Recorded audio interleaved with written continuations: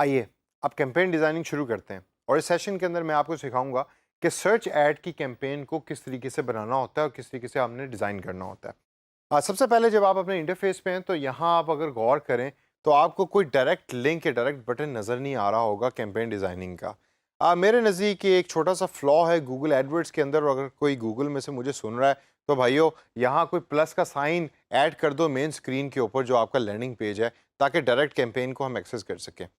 Campaign design करने के लिए जो बटन हमें चाहिए वो है न्यू कैंपेन का। वो कैसे एक्सेस करते हैं, आइए ज़रा थोड़ा सा उसके ऊपर नज़र डालते हैं।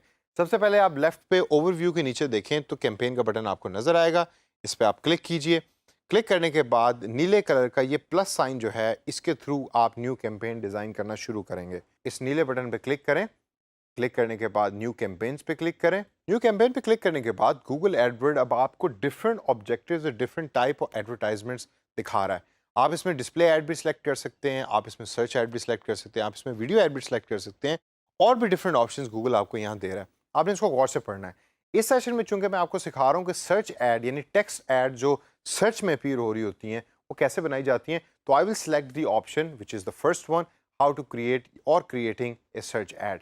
टाइप ऑफ ऐड सेलेक्ट करने के बाद अब अगला स्टेप है कि गूगल आपसे पूछ रहा है कि उस ऐड का ऑब्जेक्टिव क्या है। यहाँ तीन आपको बाय डिफ़ॉल्ट ऑब्जेक्टिव्स दिखा रहा है कि आप अपनी सेल्स बढ़ाना चाहते हैं, आप लीड्स को जनरेट करना चाहते हैं, या आप अपनी वेबसाइट की ट्रैफिक को बढ़ाना चाहते हैं। इसके अलावा अगर आपने इन तीनों में से कोई ऑब्जेक्टिव सेलेक्ट नहीं करना तो नीचे ऑप्शन दी हुई है कि जिसके अंदर आप सेलेक्ट कर सकते हैं कि I want to continue without an objective, which is not really a good way to start a campaign. मैं अपनी वेबसाइट की ट्रैफिक को बढ़ाना चाहता हूँ इस सर्च ऐड की कैंपेन के थ्रू, तो मैं वेबसाइट ट्रैफिक के ऊपर क्लिक करूँगा। ऑब्जेक्टिव सेलेक्ट करने के बाद अपना वेबसाइट का एड्रेस लिखें और उसके बाद कंटिन्यू के बटन पे क्लिक करें। कंटिन्यू के बटन पे क्लिक करने के बाद अब आप अपनी कैंपेन डिज़ाइन करना शुरू करने लगे हैं। टॉप पे अगर आप देखें तो आपको 4 डिफरेंट स्टेप्स नज़र आ रहे हैं जो आपकी कैंपेन के स्टेप्स हैं। पहला स्टेप है सिलेक्ट कैंपेन सेटिंग्स का। उसमें हम देखते हैं कि हमारे पास क्या-क्या ऑप्शंस हैं। यहाँ टाइप है सर्च नेटवर्क कैंपेन जो हमने स्टार्ट में सेलेक्ट की थी।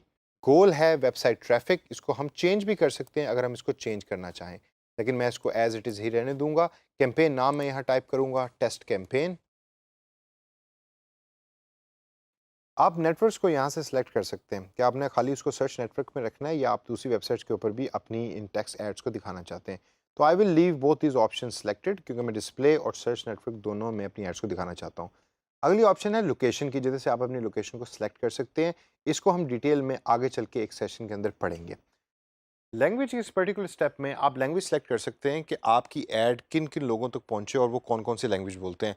जैसे मैंने आपको पहले भी बताया था कि I would suggest you to leave English as a language, क्योंकि ज़्यादातर लोग हमें जो हैं वो गूगल को इंग्लिश में यूज़ कर रहे होते हैं, फेसबुक को इंग्लिश में यूज़ कर रहे होते हैं। तो आप उसको इंग्लिश ही रहने दें अनटिल अनलेस कि आप जो भी ऐड बना रहे हैं वो बड़ी स्पेसिफिक किसी और लैंग्वेज में है, तो फिर you have to change the language of है, otherwise leave it English.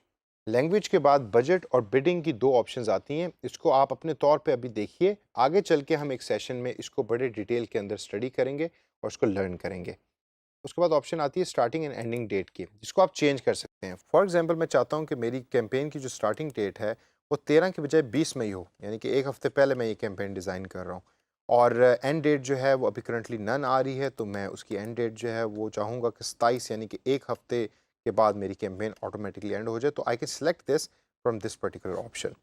Start and ending dates के बाद आप साइट लिंक, कॉल आउट और कॉल एक्सटेंशंस को अपने तौर पे देख सकते हैं। ये थोड़ी सी एडवांस सेटिंग्स हैं और इसको आप अपने तौर पे सर्च कर सकते हैं और प्ले अराउंड कर सकते हैं। I will leave these particular options as it is. Additional settings के अंदर भी आप इन ऑप्शंस को अपने तौर पे देखिए।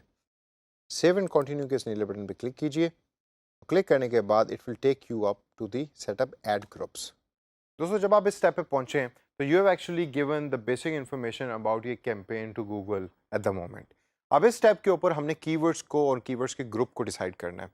याद है मैंने आपको कीवर्ड प्लानर एक पिछले सेशन में सिखाया था कि जिसके अंदर गूगल आपको ऑप्शन देता है कि आप कीवर्ड प्लानर के थ्रू सर्च कर सकते हैं कि कौन सा कीवर्ड मंथली तौर पे कितना सर्च हो रहा है और उसकी पावर क्या है।